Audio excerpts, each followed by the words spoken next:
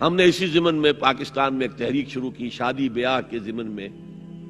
یہ بھی ہمارا بڑا سوشل فنکشن ہے، بہت بڑا، اور اس میں فضول خرچیاں ہو رہی ہیں. حرام کی کمائی ہوئی کمائی جو ہے وہ پانی کی طرح بہائی جاتی ہے. ابھی مجھے ایک صاحب نے بتایا کہ ممبئی میں 2 شادیاں ہوئی ہیں مسلمانوں میں، ایک میں 1.5 کروڑ روپیہ خرچ ہوا، ایک میں 80 لاکھ خرچ ہوا. ہم نے وہاں اصلاحی تحریک شروع کی. ضیاء الحق صاحب نے بھی کوشش کی تھی، آرڈیننس پاس کیا تھا، لیکن یہ چیزیں قانون سے نہیں. آپ کہیں کہ کسی دعوت میں 50 سے زیادہ مہمان نہیں آئیں گے، وہ 100 آ گئے تو زیادہ زیادہ یہ ہوگا پولیس والوں کو رشوت کا کھاتا کھل گیا، جو یہ پیسے لے جائیے صاحب. کبھی کبھی وہ پکی پکائی دیگیں لے جا کے اپنے تھانے میں بیٹھ کے کھاتے تھے.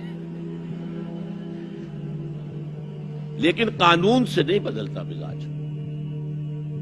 ہم نے کیا طے کیا؟ دیکھو، جو تقریب حضور سے صحابہ سے ثابت ہے ضرور کرو، ضرور کرو، ضرور کرو. عضوا علیہا بالنواجذ، اپنے دانتوں سے پکڑ لو اس کو.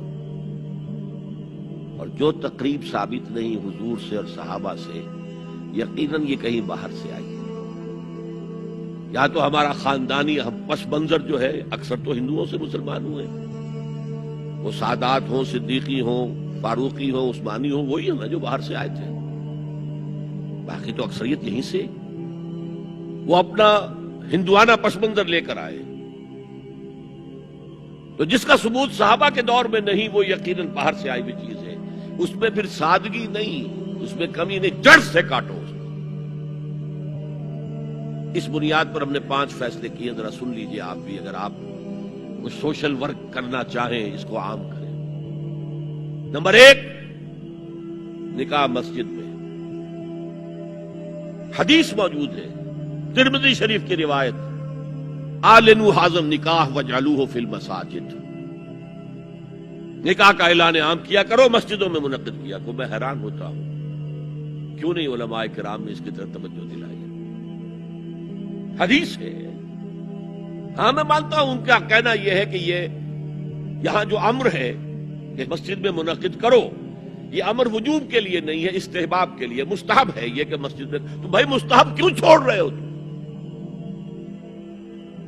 اس لیے چھوڑنا پڑتا ہے، مولوی بیچارے کی حیثیت ہے ہی نہیں معاشرے میں کہ وہ کہے جناب یہاں آئیے میرے پاس، میں نہیں آؤں گا آپ کے گھر نکاح پڑھانے کے لیے. وہ اپنا رجسٹر بغل میں دبائے بیٹھا سوکھتا رہتا ہے. وہ تو آنی تھی بارات عصر کے وقت، مغرب بھی جا رہی ہے، آئی نہیں، وہ بیٹھا غریب. پہلے 20-30 روپے ملتے تھے، اب 200 300 400 ملتے ہیں. اور کیا ہے؟ میں نے انہیں یاد دلایا، دیکھو شرم کرو. عیسائیوں نے آج تک اپنے چرچ کی اور اپنے پادری کی عزت یہ رکھی ہے کہ شہزادے اور شہزادی کی شادی ہوگی وہ بھی پادری چرچ میں آئیں گے.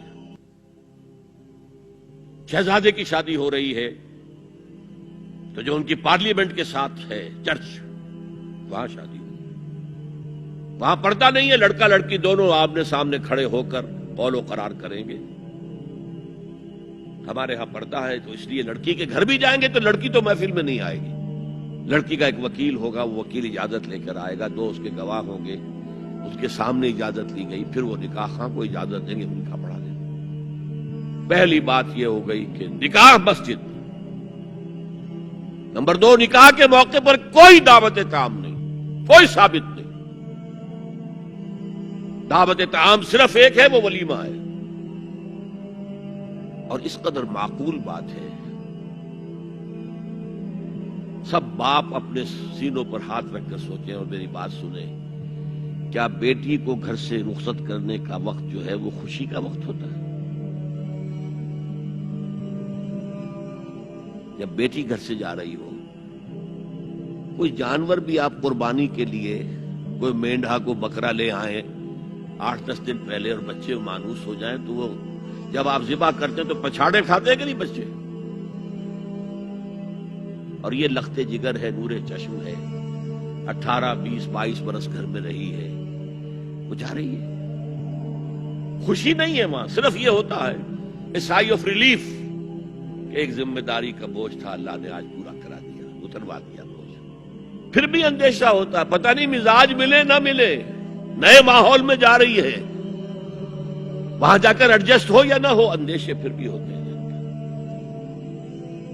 ان سے مرغ پلاؤ کھانا اور متنجن کھانا کوئی معقول بات نہیں ہے۔ معقول بات کیا ہے؟ لڑکا اس کا گھر آباد ہوا ہے، وہ ولیمہ کرے، اس پر باقاعدہ احادیث اولبو ولو بشاتن، ولیمہ ضرور کرو چاہے ایک ہی بکری ہو تمہارے پاس، ذبح کرو، کاٹو، کھلاؤ گوشت اپنے دوستوں کو، احباب کو۔ یہاں تک کہا کہ بیسا طعام الولیمہ، برا کھانا ہے ولیمے کا کہ اس میں غریبوں کو نہیں بلایا جاتا۔ ظاہر بات ہے مسلی کھلانے کے لیے تو ولیمہ نہیں ہوتا، اپنے احباب کو، دوستوں کو بلایا جاتا ہے۔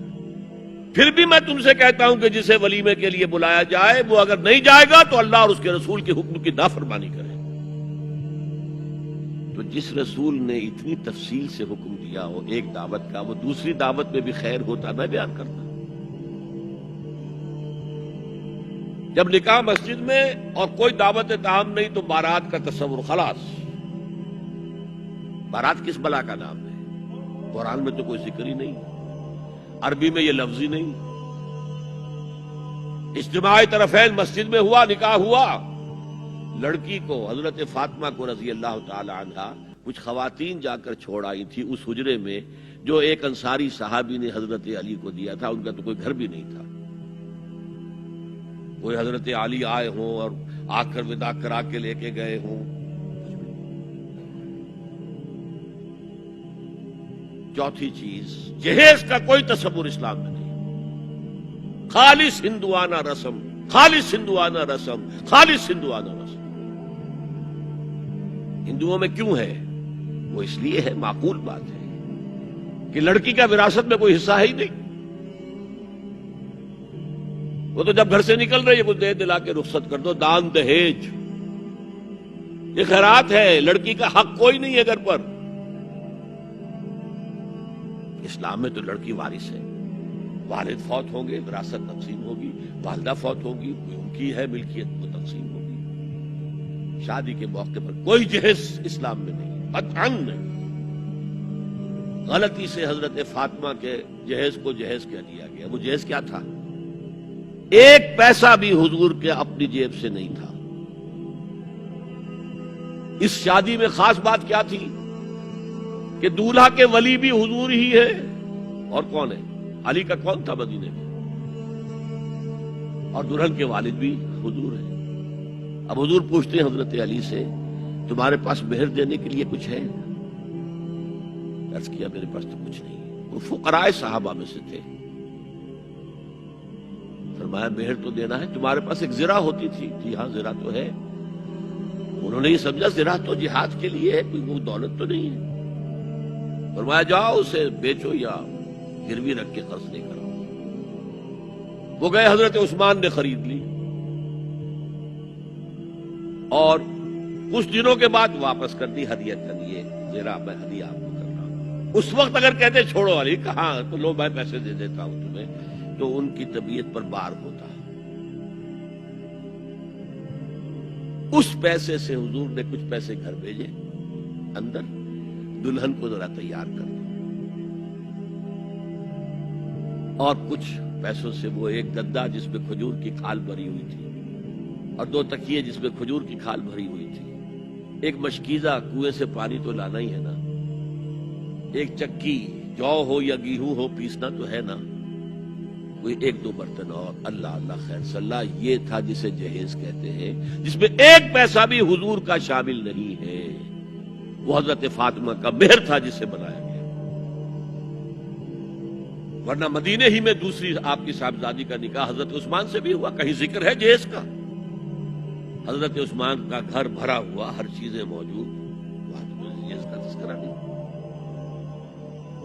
بہرحال یہ شادی کو آسان کرو، زنا کو مشکل بناؤ۔ یہاں شادی کے لیے 9 من تیل ہوگا تو رادھا ناچے گی، ورنہ یہ کہ بڑی ہو رہی ہے، عمر ہو رہی ہے، سب کچھ ہو رہا ہے، لیکن کچھ تقاضے تو ہے نا، آخر کچھ تو کرنا ہوتا ہے نا، آخر کچھ نہ کچھ لوگوں کو تو کھانا کھلانا ہی ہوتا ہے نا، بارات تو آخر آئے گی ہی نا، کچھ نہ کچھ تو دینا ہی ہوگا، کچھ جوڑے کپڑے، کچھ یہ۔ اسلام کا فلسفہ جو میں نے 4-5 باتیں آپ کو بتا، فلسفہ یہ ہے کہ لڑکی کے باپ پر 1 پیسے کا بوجھ نہیں. اس نے لڑکی پال پوس کے تمہارے حوالے کر دیا، اب اور کیا چاہتے ہو تم؟ سارا مرد آزماں مرد آفرین، مرد کو چیلنج دیا ہے، تم مرد ہو، مہر تم دو گے. اور سب سے بڑھ کر کیا ہو رہا ہے آج کل بھی ہوتا ہے، وہ ہمارے ایک کچھ کام ہوتے ہیں اسلامی، وہ بھی ہے کچھ وہی ہندوانہ پس منظر. نکاح کی محفل میں چھوارے کون لے کے آتا ہے جی؟ لڑکے والے. اور بلاؤ کن سے کھاتے ہیں بھائی؟ جس کو تمہیں مرغ پلاؤ کھلا رہا ہے وہ چھوارے نہیں بانٹ سکتا تھا. یہ ہے اسلام اور غیر اسلام کا امتزاج. چھوارے لڑکے والے لے کر آئیں گے اور پھر دعوت اڑائیں گے لڑکی والوں کی طرف سے.